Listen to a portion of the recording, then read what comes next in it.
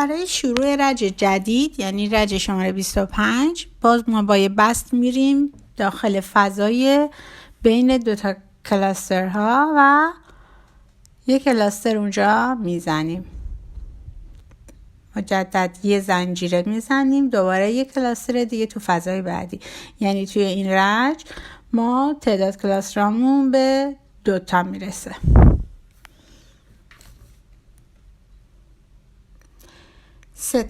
دو تا زنجیره میزنیم، بعد داخل این فضای 3 زنجیره‌ای 2 پایه کوتاه میزنیم. 3 زنجیره.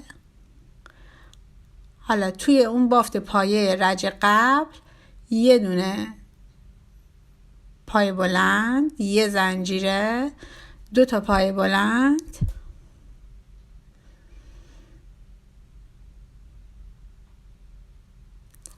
یه زنجیره دوباره و یه دونه پایه بلنده دیگه میزنیم.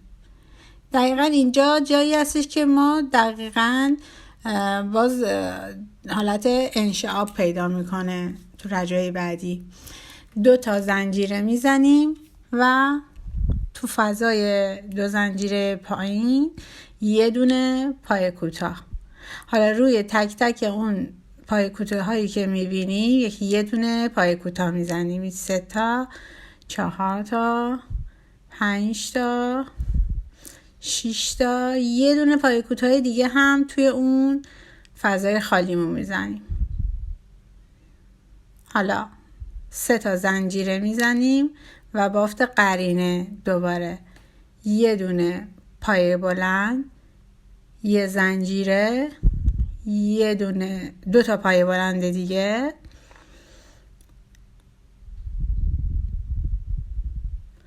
یه زنجیره و یه پایه بلند دیگه.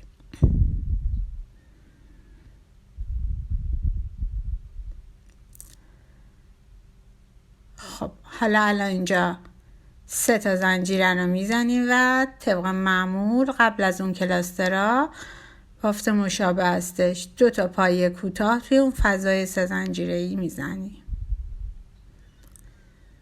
خب حالا 2 زنجیره میزنیم و دوباره بافت از اینجا تکرار میشه دیگه، میشه بافت کلاستر تا انتهای رج. خب یعنی دقیقا این رج به این صورت در میاد. خب من اینو تا انتها رفتم وصل کردم به اولین کلاسترم. حالا برای شروع رج 26م باز میرم بین فضای بین 2 کلاسترها و یه تک کلاستر مونده دیگه. این رج فقط یه دونه کلاستر داریم. یه کلاستر که زدیم با 2 زنجیره دقیقاً میایم این 2 پای کوتاه رو هم میزنیم. الان باز اینجا باید 3 زنجیره بزنم. 3 داخل تک تک این فضاهای یه زنجیره‌ای باید یه دونه بافت پایه برم. یعنی چی؟ یعنی 2 پایه بلند، یه زنجیره و دوباره 2 پایه بلند دیگه همونجا.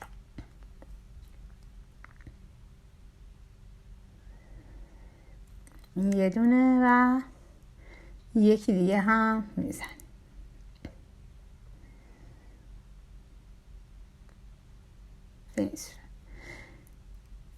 دو تا زنجیره میزنیم، 3 زنجیره میزنیم و دوباره یه بافت پایه دیگه میزنیم روی فضای یه زنجیره بعدی. یه پایه بلند، اینم یه پایه بلند دیگه، بعد یه زنجیره، 2 پایه بلند.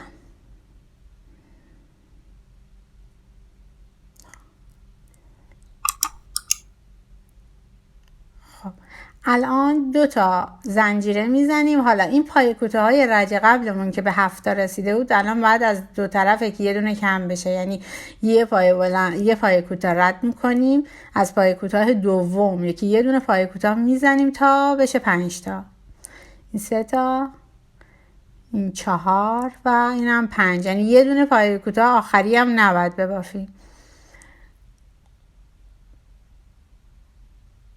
2 تا زنجیره میزنیم و دوباره بافت مشابه داخل تک تک اون فضاهای یه زنجیره‌ای که الان داریم یه دونه بافت پایه باید بریم، یعنی 2 تا پایه بلند و یه زنجیره، دوباره 2 تا پایه بلند و یه زنجیره دیگه.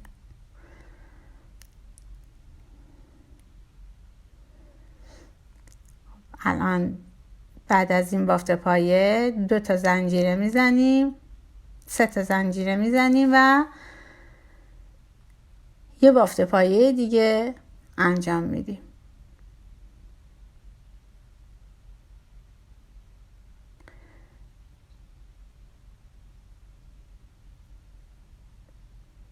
زنجیره و 2 تا پایه بلند. خب حالا الان اینجا باید 3 زنجیره بزنیم.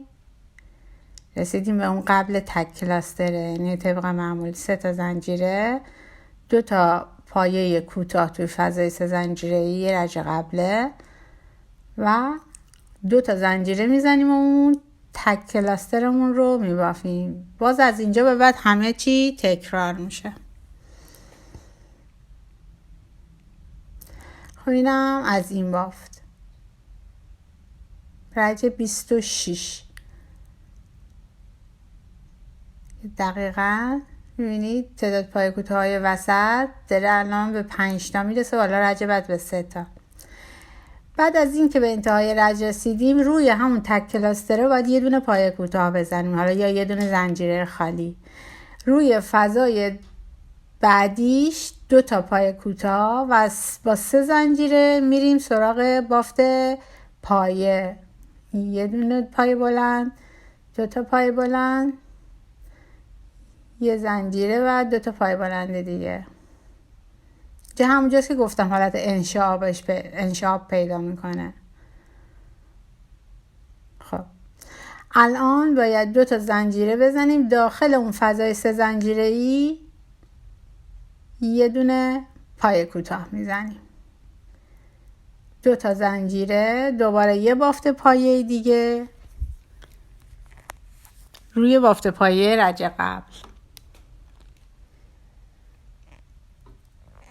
این در واقع 2 تا پای بلند، یه زنجیره، 2 تا پای بلند دیگه توی همونجا.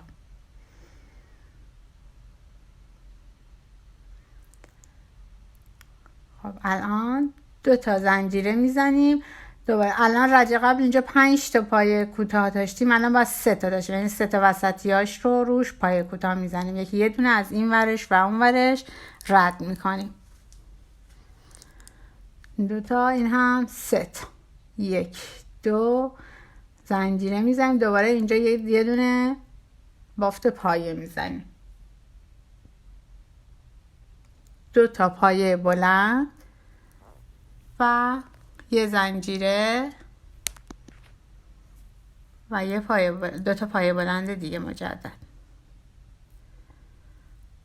خب الان اینجا 2 تا زنجیره رو زدیم داخل اون فضای خالیمون، یه دونه پایه بلند، یه دونه پایه کوتاه و دوباره 2 زنجیره دیگه، یه بافت پایه دیگه. این دقیقا داریم تکرار میکنیم کار رو دوباره.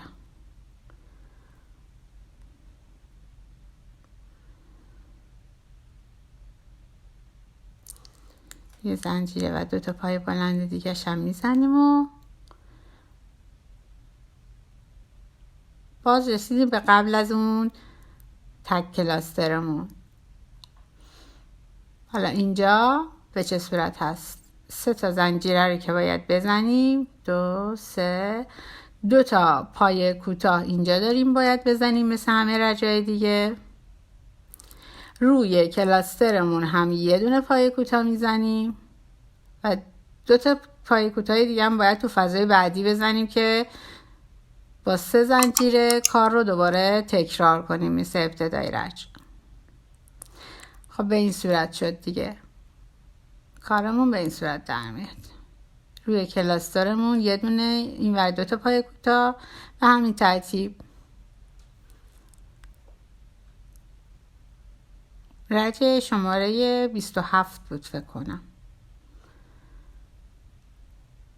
خب برای رج شماره 27 انتهای رج ما 2 دقیقاً اومدیم مشابه عمل کردیم. حالا رج 28 میایم از روی این فضای 3 زنجیره‌ای که بعد از اون که تک کلاسترمون هست میخوایم شروع کنیم، یه دونه پای کوتاه میزنیم ابتدای کار، 3 تا زنجیره داخل این فضای 1 زنجیره‌ای ما بافت پایمون انجام میدیم. 2 تا پایه بلند، 1 زنجیره و 2 تا پایه بلند دیگه. ان شاءالله که نخ من تیره هست اذیت نمیشین.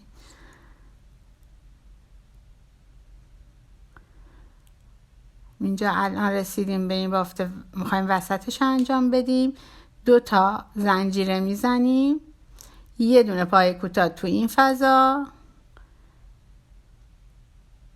یه پای کوتاه رو پای کوتاه بعدی، دوباره تو فضای بعدی سومین پای کوتاه رو میزنیم. 3 تا زنجیره و یه بافت پایه دیگه اینجا انجام میدیم.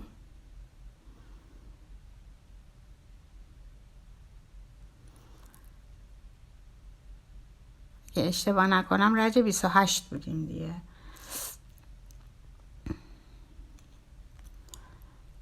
دومین پای بلند و خب حالا اینجا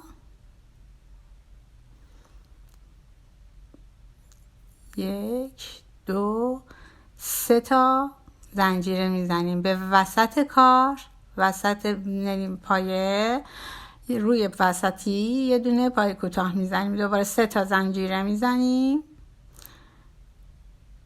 بافت قبلی رو دوباره تکرار میکنیم. دوباره اینجا یه دونه بافت پایه داریم، 2 تا پای بلند، 1 زنجیره و 2 پای بلند دیگه.